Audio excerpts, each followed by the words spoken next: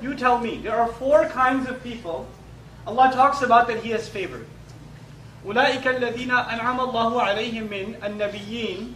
I'll tell you the first one, النَّبِيِّينَ. Anybody know the other 3? الصِّدِّيقِينَ, الشُّهَدَاء, الصَّالِحِينَ, وَحَسُنَ أُولَٰئِكَ رَفِيقًا. The prophets, those who confirm the truth in the prophets, the martyrs, and the righteous. 4 levels of people that basically earn Jannah. What is the lowest of these 4 levels? The righteous, as-salihin. Now listen to this. وَمَنْ صَلَحَ مِنْ آبَائِهِمْ. And whoever was righteous from among their ancestors. Salaha implies here the lowest level qualified to enter Jannah. This person made it to Adan. Their family member is at the lowest level. They're at least righteous, so they made it into Jannah. And Allah says, because of you, they get upgraded. They get upgraded. You could be with them. Now here's the thing. I like to compare this to dunya. You know, in dunya, you go into make a booking at a hotel, right? So you have a lot of family coming, you make a booking at a hotel, you get the executive suite on the top floor, the really big baller room that they charge a lot of money for, and they only have like 3 rooms like that. You get one of those rooms. And the rest of your family has 5, 6 rooms on one of those economy peasant class floors, right? They have those.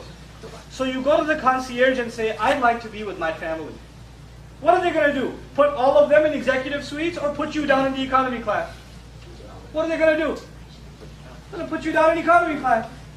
What does Allah do here? You're in the executive class Jannah, the premium package. They're in the economy package Jannah. What does Allah do? He upgrades them.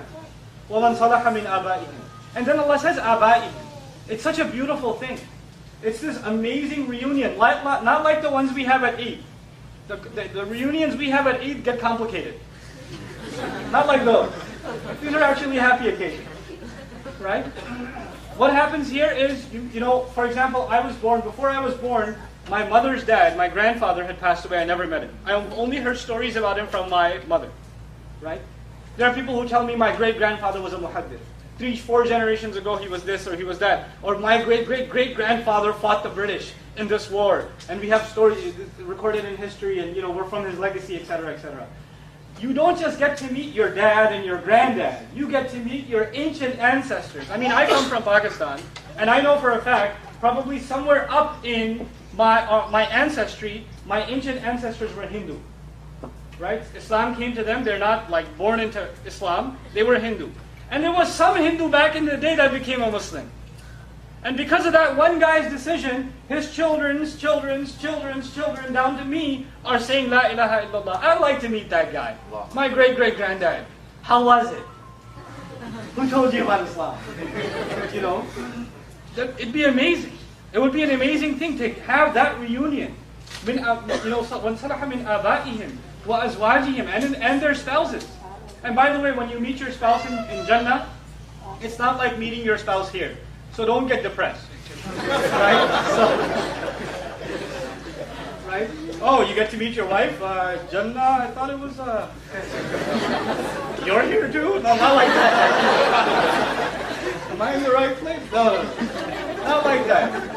All the ghil, all the ill feelings, all the things that you find annoying about your spouse. We love our spouses. But there are things that we don't get along with. There are things that are causes of friction. Allah gets rid of all of those things. The only thing left is love and affection and appreciation. You know, that's all that's left. And then you meet your spouse and you're like, wow, why weren't we like this in dunya? Because it's Jannah. You can't have that in dunya. You get that in dunya for the first week of marriage. That's it. After that, the flight lands and you're on planet Earth. Okay. وَذُرِّيَّاتِهِمْ and their offspring. Imagine right now, alhamdulillah, I have small children. And I don't know how long I'll be on this earth. But I pray that they raise their kids to say La ilaha illallah and live by it. And they raise their children and they raise their children. And perhaps out of these children, someone will be a great hero of Islam. Someone who carries the message of Islam. And he brings people closer to Allah's deen. Someone that the ummah is proud of from my children down the road. And I don't even know this happens 300, 400 years after I'm gone. And I get to meet my great-great-great-great-grandkids. That I could never have imagined. Wow, you came from my daughters, sons, daughters, all the way down.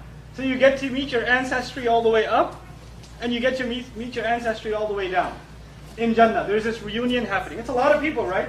That's a lot of people to meet. to be excited about.